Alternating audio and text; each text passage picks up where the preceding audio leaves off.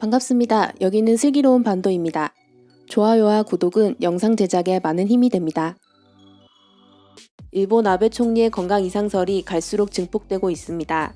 일부에서는 그가 신종 바이러스에 감염된 것이 아니냐는 말도 나오는 가운데 일본 언론에서는 과연 그가 내년 9월까지의 임기 기간을 채울 수 있을지에 대한 의문을 제기하며 정계에서 총리 사임에 대비해야 한다는 목소리가 커지고 있음을 연일 보도하고 있습니다. 하지만 이런 일본 언론과 정치계의 모습에 일본 자국민들은 엉터리 거짓말이다, 철없는 어필이라며 질책하고 있습니다. 올 6월 정밀 건강검진을 받은 지 2개월 만에 추가 검진을 받았다는 보도가 나오면서 아베 총리의 건강 이상설이 증폭하고 있는 가운데 아소다로 부총리가 아베 총리의 건강 이상은 신종 바이러스 사태 속에서 147일간 휴일 없이 일했기 때문이다 라는 발언을 하여 일본 자국민들로부터 강한 질타를 받고 있습니다. 우선 아베 총리가 147일간 휴일 없이 일했다는 말은 거짓말이라는 겁니다. 한 네티즌은 아베 총리의 업무 동정을 기록한 자료와 함께 임시국회도 열리지 않고 있으며 토요일과 일요일은 거의 쉬는 날이나 다름없는 날들이다 라고 말했고, 이에 다른 네티즌들도 총리가 진심으로 매일 최저 8시간, 147일간 일에 몰두했다면 이런 감염 확대국이 되지 않았을 것이다. 왜 이렇게 철없는 어필을 하는가? 의료 종사자분들은 24시간 환자와 최전선에서 마주하고 있다. 언론은 아베 총리의 건강을 걱정하는 여당의 목소리를 무턱대고 쏟아낸다.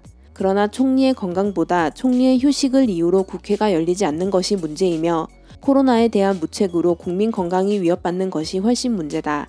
147일 일에도 코로나 감염 확대에는 무의무책하다. 제대로 코로나 감염 확대 방지에 대한 적절한 대책을 취한다면 일주일 휴일을 즐겨도 비판은 일절 나오지 않을 것이다. 멀쩡한 나라의 지도자는 나는 며칠씩 쉬지 않고 일했다는 등의 말을 절대 하지 않는다. 거대한 권력과 무거운 책임을 가진 국가의 지도자는 그런 존재다. 그것을 이해하지 못하는 인간에게는 나라의 최고가 될 자격이 없다라며 질책했습니다. 아울러 한 국가 총리의 건강에 대해서 언론이 이렇게 시끌벅적하게 보도하는 것 자체가 이상하다는 의견도 나오고 있습니다.